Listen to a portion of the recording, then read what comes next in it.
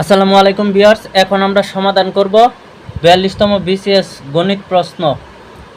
টাকায় 3টি এবং টাকায় 5টি দরে সমান সংখ্যক আমলকি ক্রয় করে এক ব্যক্তি 4টি দরে আমলকি বিক্রি করলেন। ওই ব্যক্তি শতকরা কত লাভ বা ক্ষতি হলো?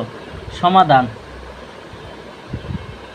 তাহলে টাকায় 3টি কিনছে, তার মানে 3টি আমলকির ক্রয় মূল্য।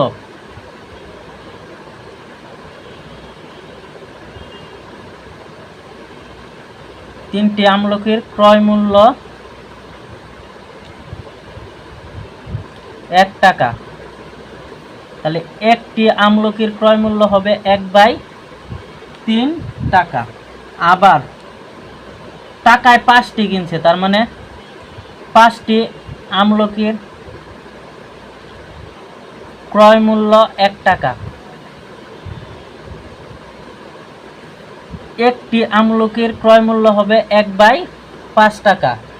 তাহলে অতএব 2টি আমলকির ক্রয় মূল্য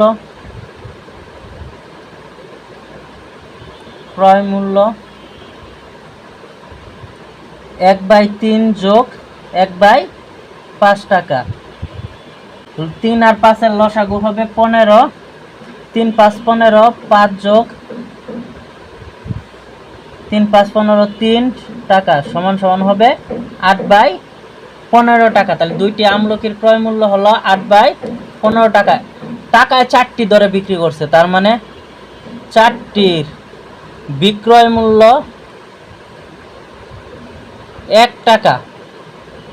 তাহলে আমরা 2টি আমলকির ক্রয় মূল্য যেহেতু বের করছি, তাহলে 2টি আমলকির বিক্রয় মূল্য হবে 2/4 টাকা। 2 × 2 2 2 4 সমান সমান ½ টাকা। এখন তাহলে যেহেতু 2টি আমলকির বিক্রয় মূল্য হলো 1/2 টাকা আর 2টি আমলকির ক্রয় মূল্য হলো 8/15 টাকা, তার মানে ক্ষতি হয়েছে। অতএব ক্ষতি হয় সমান সমান 8/15 মাইনাস হবে ½ এক্ষেত্রে লসাগু হবে 30। 15 আর 2 এর লসাগু 30। 15 দুগুণে 8 দুগুণে 16 মাইনাস 15 1/30 টাকা। তাহলে ক্ষতি হয় 1/30 টাকা। কত টাকায় ক্ষতি হয়? 8/5 টাকায় ক্ষতি হয় 1/30 টাকা। তাহলে লিখবো 8/15 টাকায় ক্ষতি হয় 1/30 টাকা।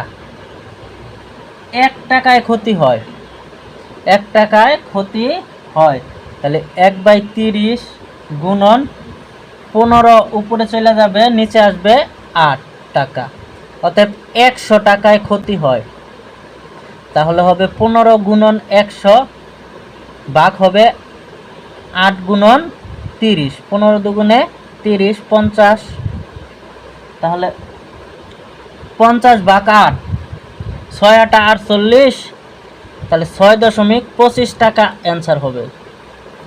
6.25 টাকা। তার মানে 100 টাকায় ক্ষতি হবে 6.25 টাকা।